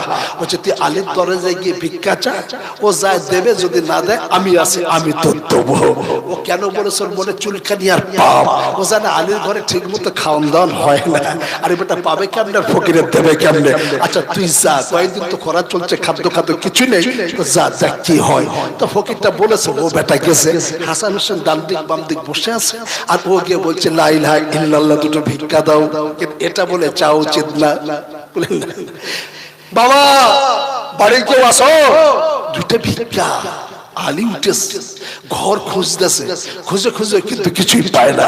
হাসান হোসেন উঠেছে, চিরুনি তল্লাশি, আল্লাহ কিছুই নাই। হাসানের মনটা খারাপ, হোসেনের মনটা খারাপ। কেন বলেন তো জি? ওরা যদি হাত পাতে আর তাদের হাতে যদি কিছু না দিতে পারে ওদের মনটা বড় নরম হয়। আর আমরা কিন্তু মুসলমান দেওয়া শিখেছি, জি রাগ করবেন না, নিতে শিখিনি। কত আমি উল্টো কথা বলছি জি, আমরা দিতে শিখেছি, নিতে শিখিনি। বলছে সে আবার কিরকম বলে না। আরে মনি সাহেব মসজিদ ইমাম সাহেব গেছে, হুজুর নবী দিবস করবে একটু টাকা দেন, তাহলে 200। এই আরেক বাড়ি গেছে, এই নবী দিবস করবো টাকা দাও, বলছে 200। এদিকে বলছে আল্লাহ বলছে দেওয়ার হাত ভালো, নেওয়ার হাত নাই। বলছে কি নেওয়ার হাত কেমনে? আল্লাহ বলছে আশহাদু আন্না মুহাম্মাদুর রাসূলুল্লাহ। মসজিদে আয়, নিবি তো হাত তোল, মাল পাবি। দেওয়ার হাত ভালো, নেওয়ার হাত জানা নাই। আসি আজান হলে আর দেওয়ার হাত যেমন আছে, মালটা দিয়েছেন বা নেন, দুটো হাত তুলুন আল্লাহর কাছে, হাত তুললে মালটা পেয়ে যাবেন। ফকির গিয়ে বলছে বাবা দুটো ভিক্ষে দাও। আলী হাসান হোসেন চিরুনি তল্লাশি ঘর, কিছুই পায় নাই, ফিরে আসছে, মনটা খারাপ। আলী এসে ফকিরের সামনে দাঁড়িয়েছে, ফকিরের সামনে দাঁড়িয়েছে, ফকির বলছে কই দাও। আলী মনে মনে ভাবতেছে আল্লাহ খালি হাতে কেমনে দিই। তবে ফকির রে তুই যখন হাত পেতেছিস খালি তো দেবো না, হাতটা পাত। আলী একটা ফুক দিয়েছে, দিয়ে বলে হাত মুঠো মার।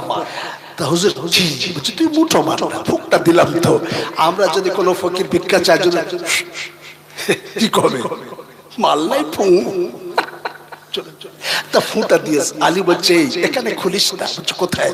আবু জেহেল যে বলে দিয়েছে ওর সামনে গিয়ে যদি বলে যে হাতটা খুলবি তো ঠিক আছে। তাই যে ও ফুক দিয়েছে, ফুকটা নিয়ে হাতের মুঠোয় করে আসতেছে। আবু জেহেল বলছে কি দিয়েছে দেখি, আর হাতটা খুলেছে। আর হাত খোলার সাথে দেখা যাচ্ছে চিকচিক করছে একটা সোনার ছোট্ট বল। জোরে বলা যাবে না সুবহানাল্লাহ। আবু জেহেল বলতেছে আরে মালের খাওয়া হয় না, আর কিছু হয় না, সংসার চলে না। আরে আরে সোনার বল ঘরে রেখেছিল কেমনে রে? এই চল যাই। আলী ডেকেছে, আলী শোন, কাছে এসছে, তোর ঘরে অভাব, খাওয়া দাওয়া ঠিক মতো নাই, আর তুই বেটা সোনার বল পেলি কথা, তুই ফকিরের দিলি। আলী বলতেছে আবু জেহেল তুই যখন আমার বাড়ি পাঠিয়ে দিস, এই মুখখানাতে আমার বাড়ি সত্য সত্য কিছু ছিল না। আমি মনে করলাম জীবনে কোনোদিন কারো খালি হাতে ফেরত দেই নাই, এই মানুষটারে কেমনে খালি হাতে ফেরত দিই। তাই আমি ওখানে ওর সামনে দাঁড়িয়ে বললাম হাতটা খোল। আমার সামনে দাঁড়িয়ে হাতখানা খুলেছে। আল্লাহর কসম করে বলে মক্কার নেতা তুই শোন, আমি অন্য কিছুই পড়ে ফুঁক দেই নাই, শুধু আল্লাহ নবীর নামে একবার দরুদ পড়ে ফুঁক দিই। আর আমার আল্লাহ নবীর ইজ্জতে আমার সেই ফুকটাকে এই নবী সোনায় পরিণত করে। একবার জোরে বলা যাবে সুবহানাল্লাহ। ও মুসলমান ভাই আমার, এমন একটা কিনা ঘর তৈরি করো, সিলসিলা ভক্ত মানুষ নবী দোয়া শুনতে বসেছে, নবীর আলোচনা করব, শুধু সাইডে একটু গেলে আপনাদের ভালো লাগবে। সম্রাট হারুন রশিদের নাম আপনারা শুনেছেন।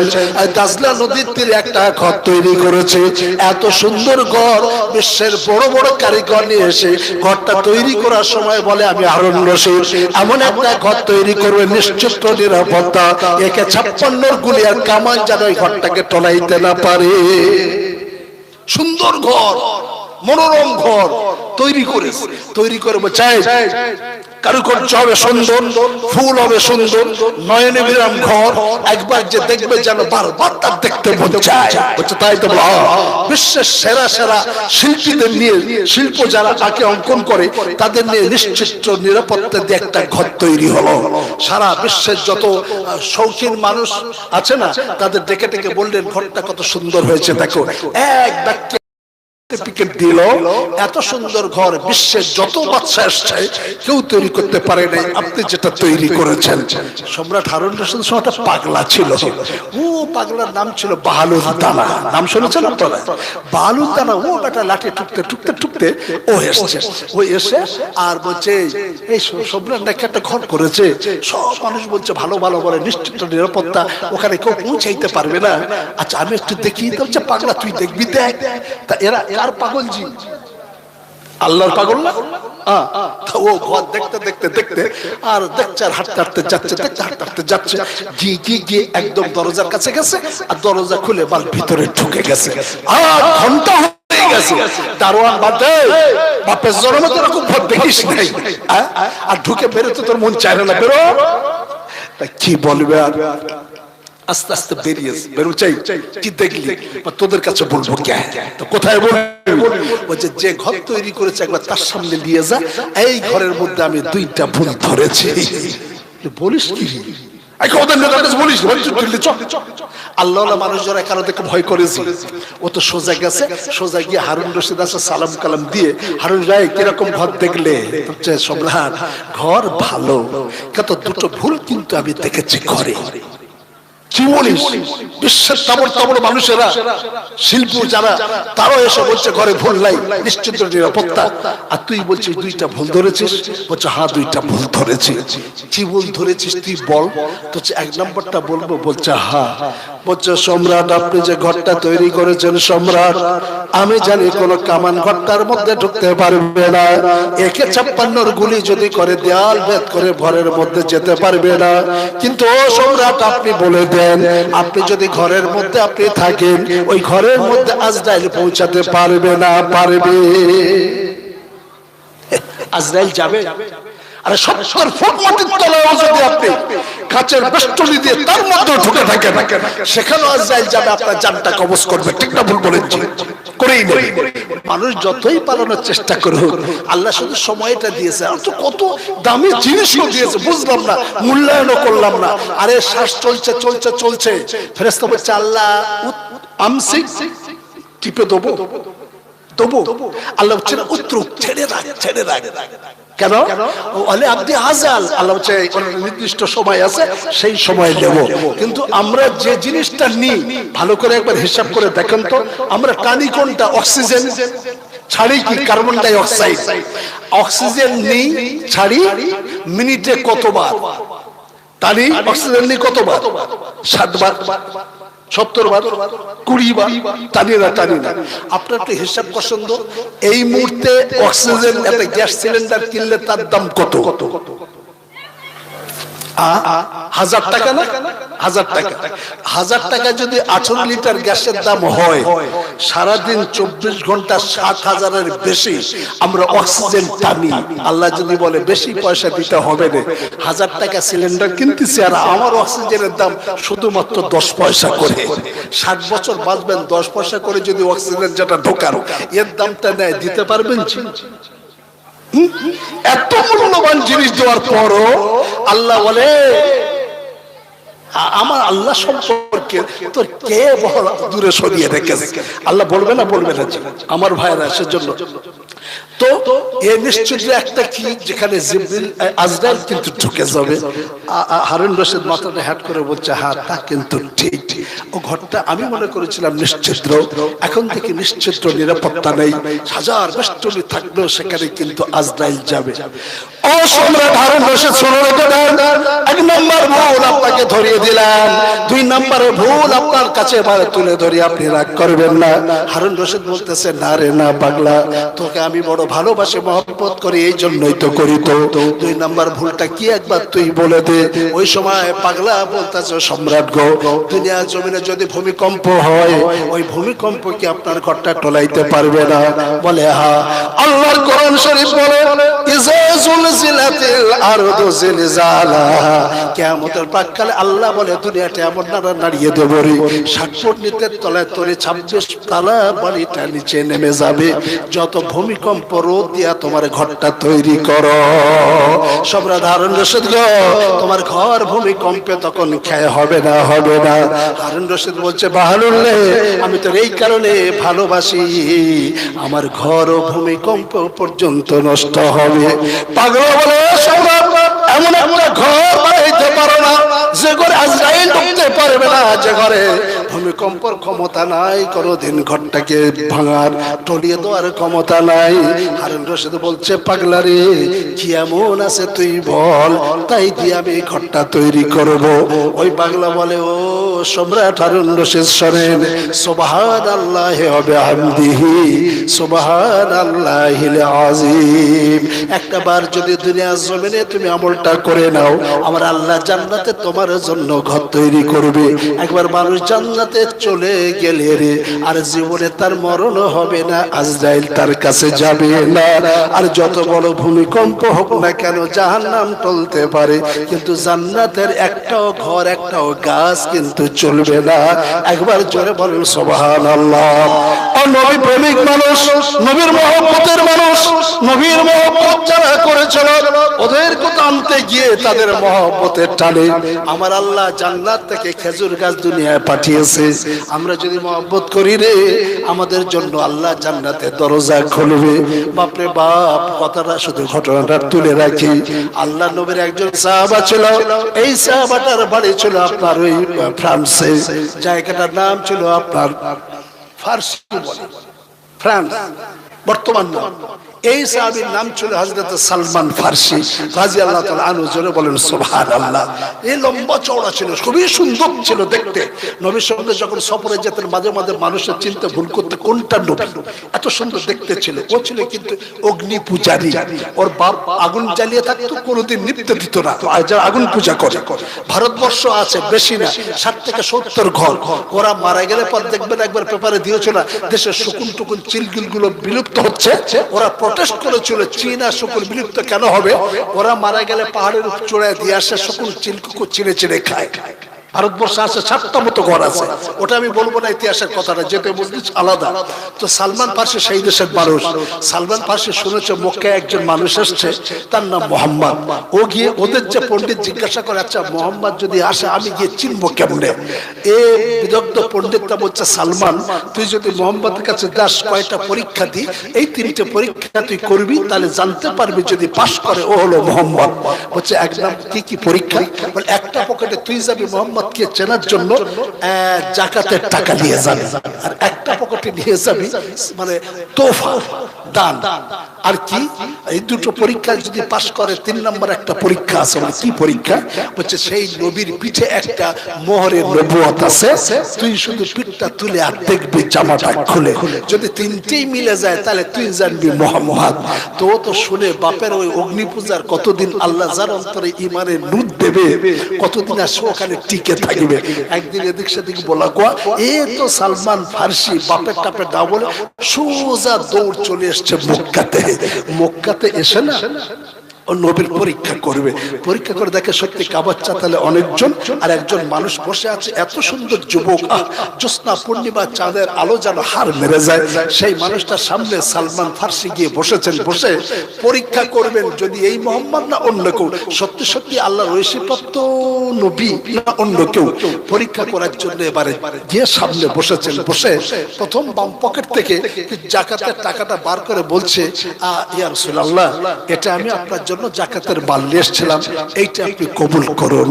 আল্লাহর নবী বলছে, দেখো বাবা, তোমায় তো আমি চিনি না, তবে জাকাতের মাল আমি নবী হাওয়া আমার চলে না। সুবহানাল্লাহ বলবেন না? এ তো মনে করছো 1 নম্বর পরীক্ষা তো দেখছি পাস। ডান পকেটে হাত দিয়া এবার কিছু পার করেছে কি জানেন তো? ওই দান তোফা। বলে হুজুর এটা আপনার জন্য গিফট, এটা তোফা, এটা উপঢৌকন, হুজুর এইটা গ্রহণ করুন। আল্লাহ নবী বললেন, হাদিয়া গ্রহণ করা আমার চলে, দাও আমার হাতে দাও। হাতে নিয়ে এবার মাথাটা হ্যাট করে বসে আছে। কেন বলেন তো? 3 নম্বর পরীক্ষাটা করবে। সালমান মনে মনে ভাবতেছে, 2টা তো পাস, এই এতগুলো লোক বসে আছে, আর আমি কি করে বলি আপনার জামাটা তুলুন, আমি মোহরে নবুয়তটা একবার দেখবো। লজ্জার ব্যাপার না? এতগুলো লোকের সামনে কি করে বলি, কি করে বলি? 1 মিনিট 2 মিনিট হয়ে গেছে, মাথাটা হ্যাট করে বসে আছে। আল্লাহর নবী আল্লাহর হাবিব বলেন, এ আল্লাহর বান্দা, 2টা পরীক্ষা করে নিয়েছে, 3 নম্বরের বেলায় তোমার লজ্জা হয়। আচ্ছা তুমি যদি আমার গায়ে জামাটা না তুলে দেখতে পারো, আমি নবী মুহাম্মদ রাসূলুল্লাহ জামাটা উঁচু করে ধরি, তুমি আমার যে 3 নাম্বার পরীক্ষা করতে চেয়েছিলে, দেখো সেই জিনিসটা আছে কি একবার বলেন। সুবহানাল্লাহ বলতে চায় না?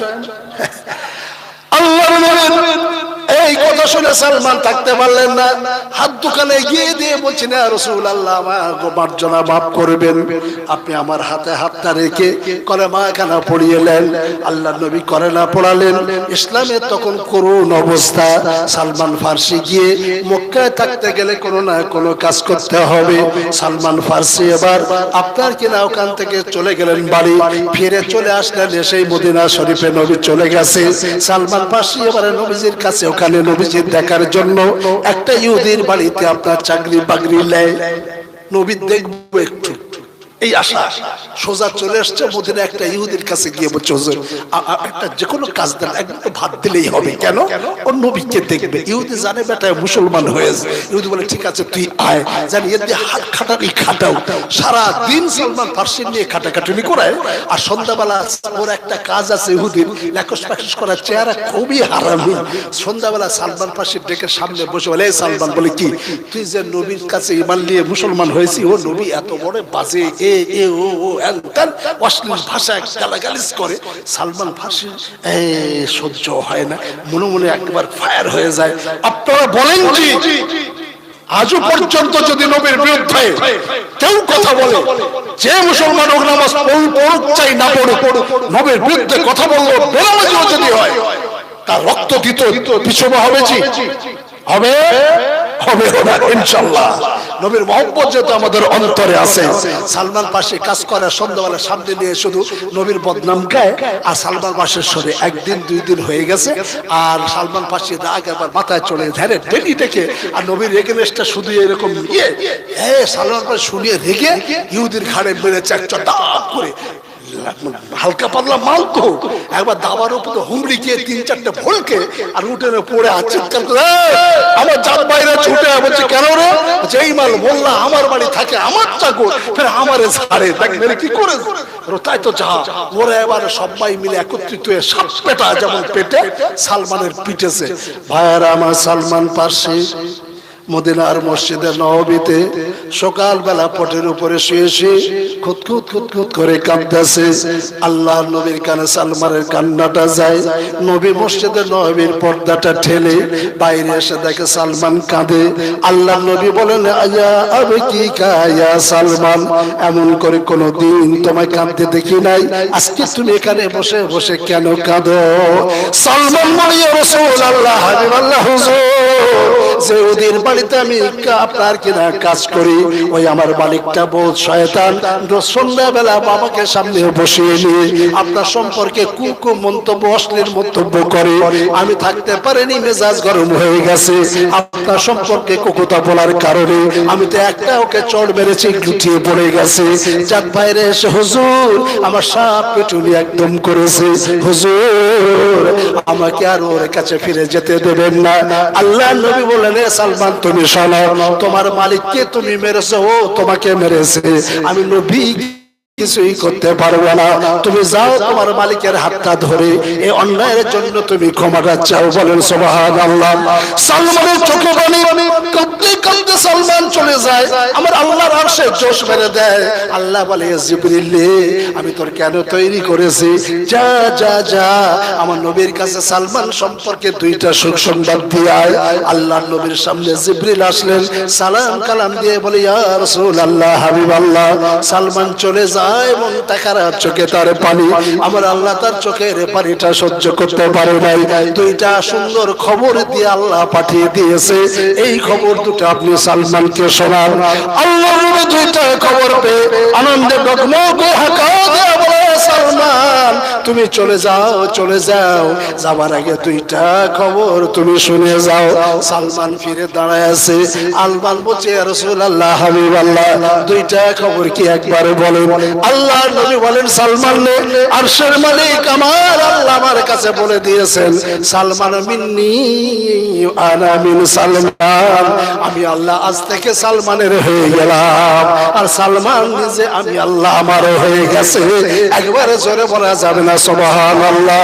হযরত সাল্লাল্লাহু আলাইহি রাসূলুল্লাহ 2 নম্বর খুশির খবরটা কি আছে? আল্লাহর নবী বললেন, সালমান তুমি শুনে রেখে দাও, আমার আল্লাহ দুনিয়ার যত বান্দা তৈরি করেছে, সব বান্দারে যদি জিজ্ঞাসা করা যায় মৃত্যুর পর তুমি কোথায় যেতে চাও, কোথায় যেতে চাও, সব বান্দারে একটাই উত্তর দেবে, আল্লাহ গো মরণের পর যেতে চাই তোমার শিশিচল শান্তির, যেটা তুমি বানিয়ে রেখেছো সবচাইতে শান্তির জায়গা, তার নাম হলো তোমার জান্নাত। আল্লাহ তোমার জান্নাতে যেতে চাই। এ নবী তুমি সালমানের বলে দাও, দুনিয়ার মানুষের একটাই আশা, মরণের পর যাবে জান্নাতে, এটা তার চাহিদা। এ সালমান, আমার আল্লাহ বলেছে জান্নাতের একটা চাহিদা আছে। এই চাহিদা কি জানো?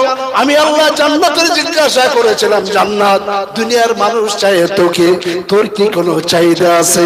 আমার আল্লাহ বলেছিলেন, ওই জান্নাত বলেছিল, আল্লাহ গো আমার জান্নাতের একটা চাহিদা আছে। বলে কি?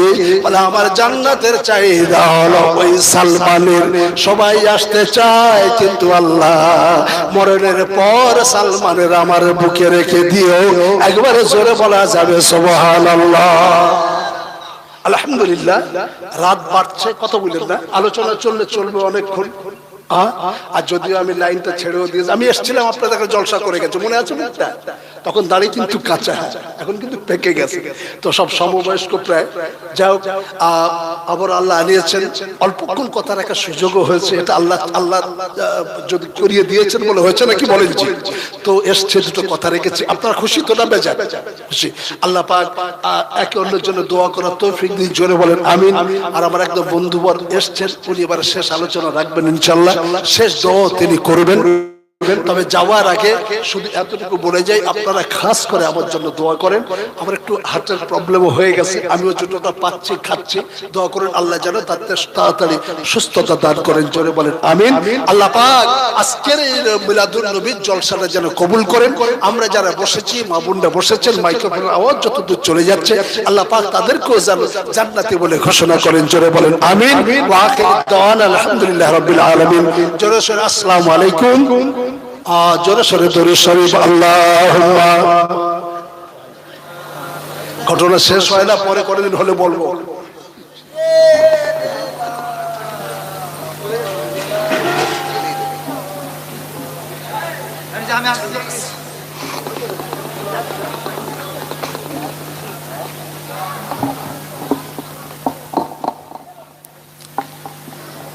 আসসালামু আলাইকুম রাহমাতুল্লাহি ওয়া বারাকাতুহু। ওয়াজিন খারাপ আছে নাকি? ইনি যে ওয়াজ করছিলেন ভালো না? ভালো। সামনে না বসলে, না বুঝলে হয় না, বক্তা বোঝা যায় না। শুধু নবী পাকের জীবনের উপরে উনি সারা রাত বলতে পারেন, এবং ওয়াজিনদের মধ্যে অনেক পরহেজগারিতা। এতটুকু বলছি, যাই তাই আলেম আমার মনে গত নয়। অনেক আলেম আছে, অনেক সুর সার, অনেক কিছু আছে, ভাটিয়ালি সুর, গজল, গজব সব আছে। কিন্তু কথা হলো এরকম হাক্কানি আলেম এখানে পাওয়া মুশকিল, বুঝলেন? তো গলা একটু চাপা চাপা, তো এই যে খুব খেপারা, ভালো লাগছে না। তো যা বলছে কথাগুলো রাসূলের জীবনের উপরে, রাসূল পাক সাল্লাল্লাহু আলাইহি ওয়াসাল্লামের প্রতি কত মহব্বত, ভালোবাসা ছিল। বিদায় মক্কা, বুঝলেন? বিদায় হজ, বিদায় হজে রাসূলুল্লাহ সাল্লাল্লাহু আলাইহি ওয়াসাল্লাম বললেন, হে আমার সাহাবারা, আমি নবী যদি কারোর মনে কষ্ট দিয়ে থাকি, ব্যথা দিয়ে থাকি, তাহলে তোমরা তার প্রতিশোধ গ্রহণ করো, প্রতিশোধ নাও। কেউ যদি নিতে চাও আমার প্রতিশোধ নিতে পারো, আমার কোনো আপত্তি নাই। আচ্ছা, নবীর প্রতিশোধ কেউ নিতে পারে? কি বলছেন বলেন না? নবী পাক বলছে যে আমি যদি মেরে থাকি তুমি মেরে নাও, আমি যদি গাল দিয়ে থাকি তুমি গাল দিয়ে নাও।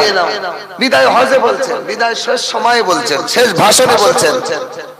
তা একজন বলছে, হে মুহাম্মদ, আমি প্রতিশোধ নেব। ইস, কি বলছে? হে মুহাম্মদ, আমি প্রতিশোধ নেব। বলছে ঠিক আছে, নাও বাবা, আমি তোমার প্রতিশোধ দিতে চাই। তোমার মনে যদি কষ্ট দিয়ে থাকি, তোমার মনে যদি ব্যথা দিয়ে থাকি, তাহলে তুমি আমার প্রতিশোধ নাও। বলছে হ্যাঁ ইয়া রাসূলুল্লাহ, ইয়া হাবিবাল্লাহ, আপনার প্রতিশোধ আমি নিতে চাই।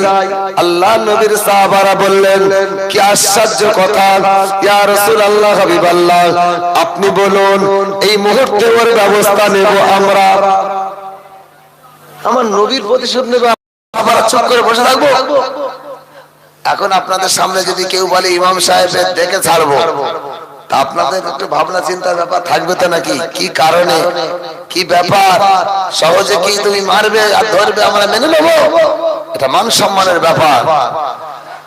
ভাইয়েরা আমার, নবীর সাহাবারা বললেন, ইয়া রাসূলুল্লাহ, ইয়া হাবিবাল্লাহ, আপনি একবার বলুন প্রতিশোধ নেবে বলেছে, আমরা ওর ব্যবস্থা নেব।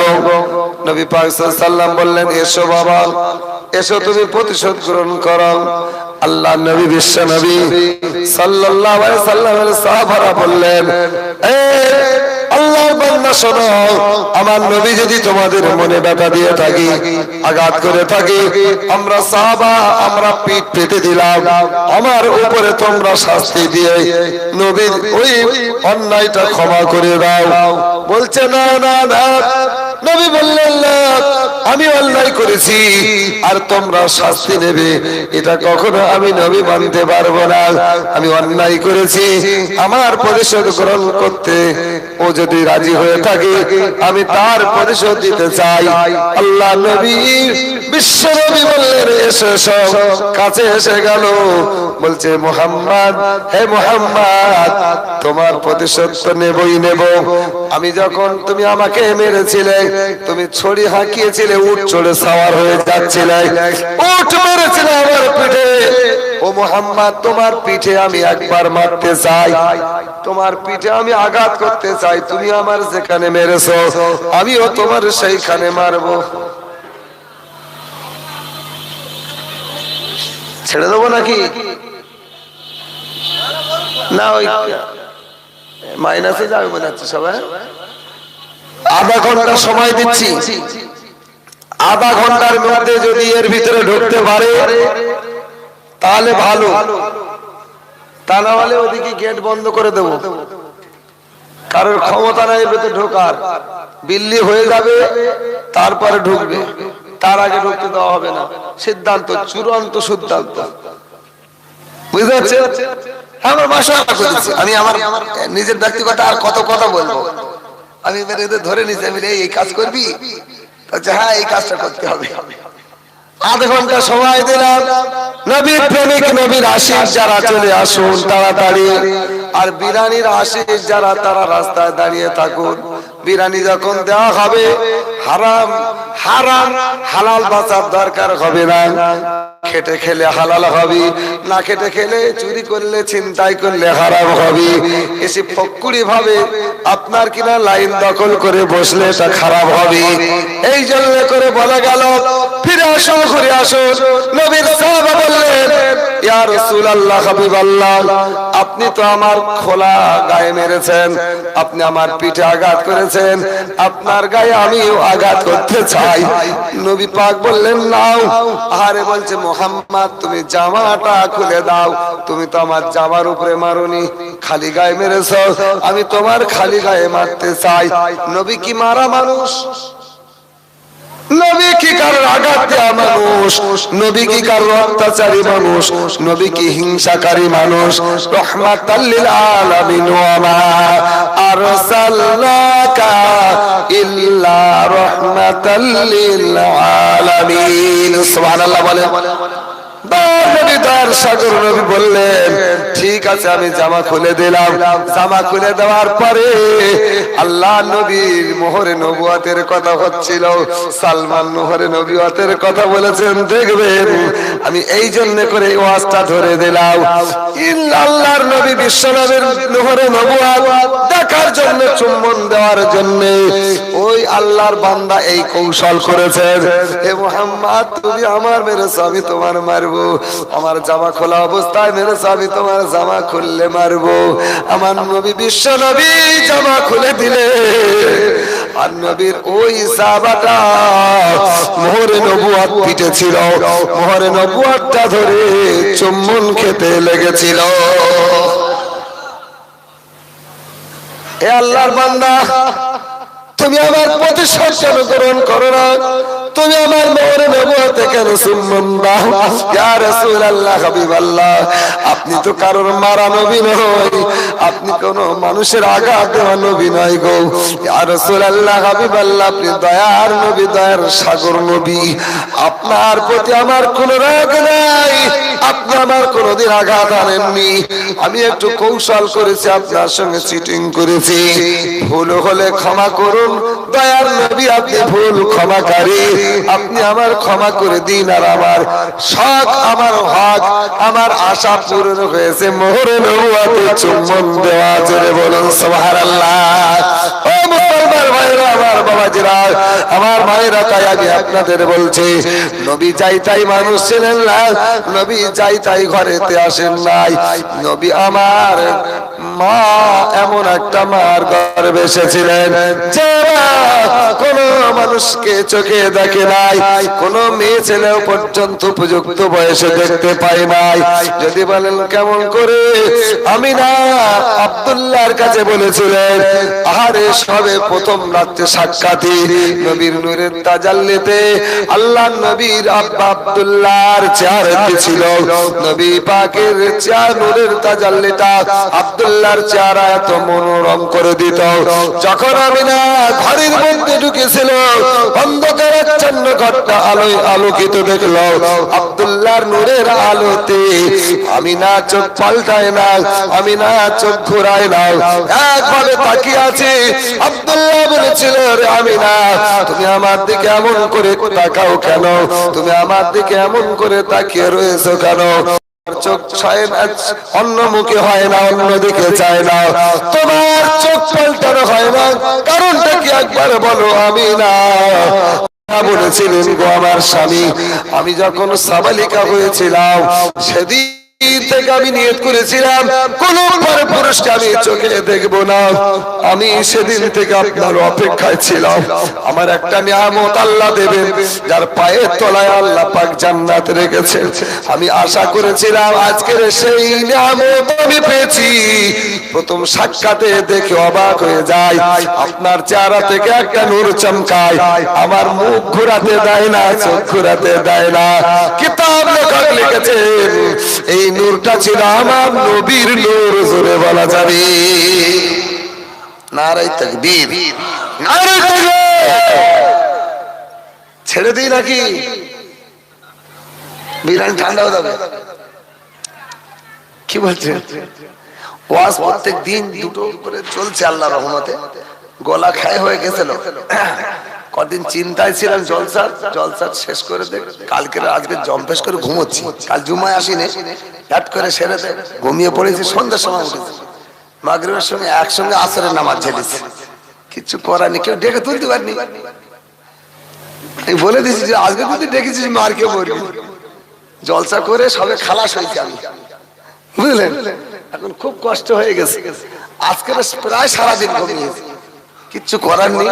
তারপরে গোলাটা একটু জুত মতো হয়েছে, নাহলে কথা বলতে পারিনি। যাই হোক, গোলা বাজারি করলে ভালো। এখন অনেক মানুষ কি হচ্ছে, ভেড়ার মতো গোলা বেরো, কিন্তু বেরো, তোর বোনাই গেল অসুবিধা, যা যা বলাবে আল্লাহ তাই বলবো। ও মুসলমান ভাইয়েরা, ভাটিয়ালি সুদায় গজব আর গজল এক জায়গায় করে ফেলেছে। মুসলমান মানুষের মনটা জয় করে, চকচক করলে সোনা হয় না, কি হয় নাকি? খুব খেয়াল করে শোনো। আজকের লোক কম কেন বলতে পারবেন? কোথায় কোথায় কোথায় বগরতলা হচ্ছে, 6 নম্বর হচ্ছে, কাপড়পুরি নাকি হচ্ছে, কাপড়পুরি হচ্ছে তো। ওমর সিদ্দিকী হুজুর আসবে নাকি আজকে? তো তাহলে কত মিলাদ হচ্ছে। আমার কালকের একজন বলছে, এত মিলাদ হচ্ছে, যদি না মিলাদ হবে আমরা বাঁচবো কি করে? কি আমার তো মাঠে খাটার মতো নেই, এই খেটে খুঁড়ে যাওয়া হয়, কিচ্ছু করার নেই। এখন এই ওয়াজ আজকের যা হয়েছে, কি হবে তাই চিন্তা করছি। পুকুরটা ভালো আছে, তো ভাত ঢেলতে হবে না। চলে এসো শোনা, গত বছর 10 হাঁড়ি হয়েছিল, এবছর 15 হাঁড়ি হয়েছে। বিরিয়ানিটা খেলাম, ওরে মুসলমান, এত বড় বড় চাল আর ভাত, মারাত্মক জিনিস বেঁধে যাচ্ছে গালে। এরকম জিনিস দেয়া হবে, তবে খেটে খেলে ভালো হবে। নবীর উম্মত হলে এর ভিতরে আসবে। নবীর প্রেমিকদের, নবীর আশিকদের জন্য এই তাবারুকের ব্যবস্থা করা হচ্ছে না নবীর শত্রুদের জন্য করা হচ্ছে? ভাই কাদের জন্য করা হচ্ছে? আর অন্যদিকে যাব না, আমিনা তাকাচ্ছে, চোখ ঘোরায় না, এই কথা বলছিলাম।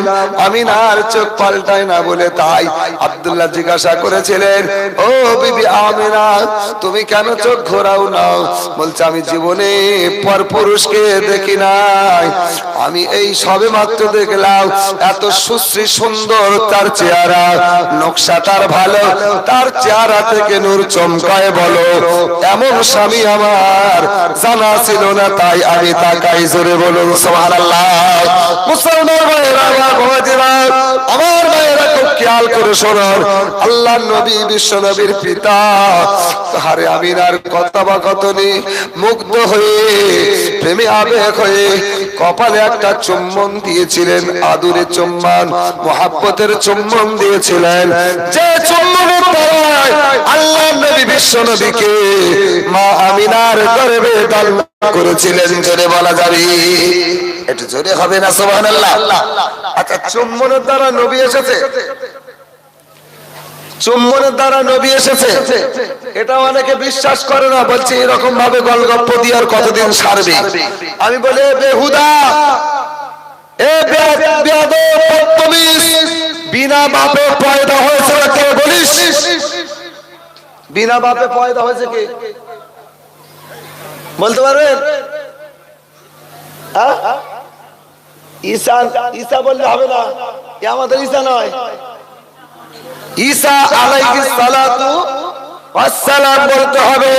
নবীদের নাম শুনলে আলাইহিস সালাতু ওয়াস সালাম না বললে গুনাহ হবে, পীরদের নাম শুনলে রাহমাতুল্লাহ আলাইহি না বললে ক্ষতি হবে, আর সাহাবাদের নাম শুনলে রাদিয়াল্লাহু তাআলা আনহু, অনেক শুনলে আনহুমা, আর মেয়ে ছেলে সাহাবিয়া হলে আনহা না জানি বলতে হবে। আমাদের নবীর নাম শুনলে সাল্লাল্লাহু আলাইহি ওয়াসাল্লাম বলতে হবে। ঈসা আলাইহিস সালাতু ওয়াস সালাম বিনা বাপে, অর্থাৎ আল্লাহ কুদরতি ক্ষমতায় মা মারিয়ামের পিটিয়ে দিয়েছিলেন। ওরে মুসলমান ভাই, তাহলে বলুন তো দেখি, আমার নবীর পিতার চুম্বনের দ্বারাই কি আমার নবীকে দান করতে পারেন না? ওরে মুসলমান ভাই, কেননা নবী হলেন নূরের নবী, নবী ছিলেন পুত পবিত্র নবী, এই নবীর সঙ্গে কারোর তুলনা করা যাবে না। অতএব আমার নবী ছিলেন নূরের নবী। জোরে বলা যাবে? নবী নূরের নবী বললে কিছু বেয়াদবদের গা জ্বালা ধরে, বলে কি নবী নূরের নবী, তা কিসের নবী বলো? দলিল ফিট করছে, আনা বাশার মিসলুক। বাহ, আমি তোমাদের মতো মানুষ। কোন মানুষ? কেমন মানুষ? বিড়ি খাওয়া মানুষ, সুদ খাওয়া মানুষ, হারাম খাওয়া মানুষ, মরে গেলে পচে দুর্গন্ধ বের হওয়া মানুষ। কি কথা বলেন না কেন? পায়খানা করলে খুব সেন্ট বেরোয় নাকি? নবীর পায়খানায় কোনদিন গন্ধ ছিল কেউ বলতে পারবে? নবীর পেচ্ছাপ পায়খানা হযরত আয়েশা সিদ্দিকা রাদিয়াল্লাহু তাআলা আনহা বললেন, আমি দেখতে পাইনি। নবী পায়খানা করলে সঙ্গে সঙ্গে আমার আল্লাহ পাকের ফেরেশতা না জানি নিশ্চিহ্ন করে দিতেন। জোরে বলে।